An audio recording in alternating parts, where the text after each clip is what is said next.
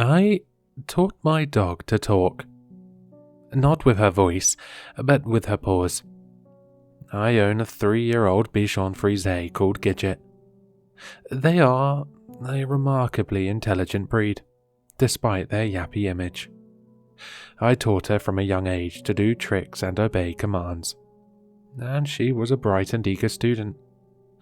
I always felt she had a lot to say, so when I saw videos on TikTok and Instagram of dogs who use programmed buttons to indicate their needs, I thought I might try it with Gidget. I bought a pack, recorded my voice on the buttons. I kept it simple at first. I gave her buttons to make requests and ask for things.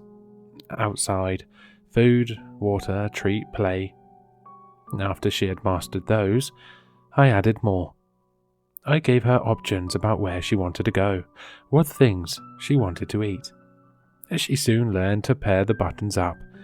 Outside, park, food, chicken. It was amazing to hear her preferences, to know why she whined and barked. As she grew more confident, I added more buttons. These were philosophical and used concepts rather than nouns and verbs. I wasn't sure Gidget would be able to understand them, but she picked them up so quickly. I wished I had introduced them sooner. We discussed the weather, dreams, emotions. She was soon able to tell me if she was happy or sad, tell me she'd had a bad dream, and ask for a particular toy for her playtime. I became obsessed. Her little brain was able to express so much more than I'd ever suspected. I added more buttons. Soon she was able to tell me her mood, ask pertinent questions with the Y button, make decisions based on what I suggested. She also liked to look out of the window and tell me what she saw. It was so interesting.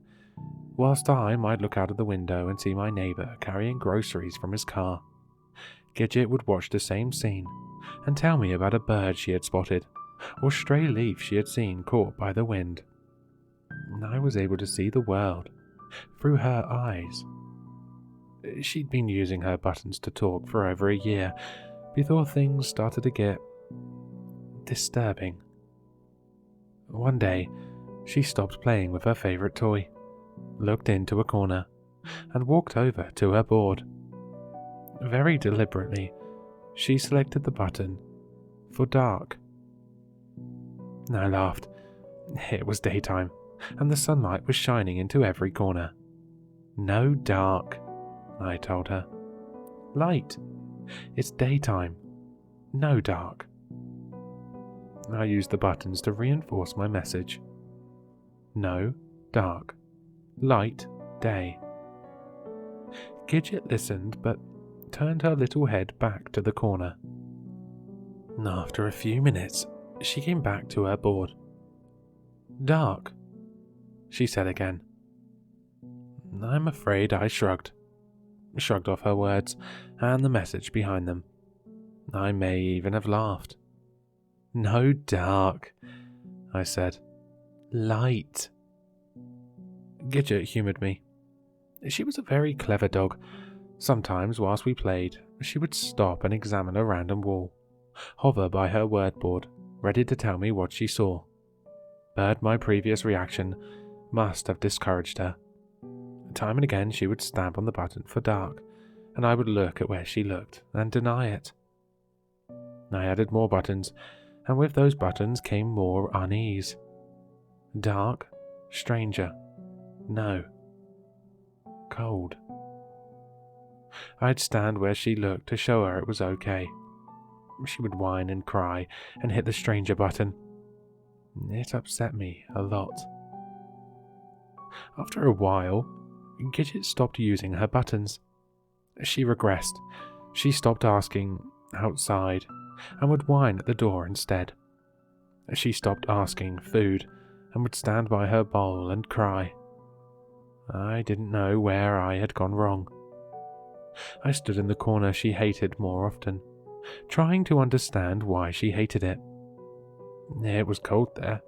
colder than anywhere else in our home, but very welcoming. I found it soothing, for some reason. But the more I stood there, the more she cried. And it started to get annoying. It was just a stupid corner. I'm not sure what to do. Update. Gidget has regressed even more. She has started peeing in the house, which is incredibly frustrating. At first I brushed it off, then I took her to the vets. The vet said there was nothing physically wrong with her, and she seemed stressed. She's a dog. What has a dog got to be stressed about? I'm getting sick of cleaning up puddles of pee. I feel like I should punish her. Update 2. Gidget won't come near me now. I hold my hand out to coax her, but she turns away. Idiot animal. I remember that I loved her once, but that was before I realized how useless she was. She won't even love me, the main reason I got a dog in the first place. I spend more time in my corner and watch the little fluffy beast cringe in her bed. The bed I bought her, that she doesn't even deserve. I'm watching her now. I've been staring at her for hours now, and she has done nothing except shake and cry.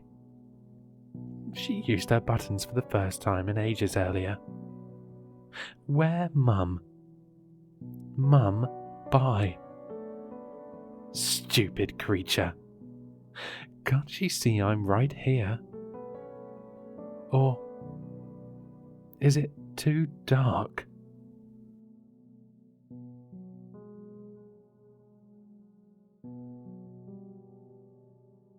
Hello, sinister listeners. If you've enjoyed this story, then you'll find all the author's information in the description below. For more content, be sure to like, comment, and subscribe to succumb to the sinister.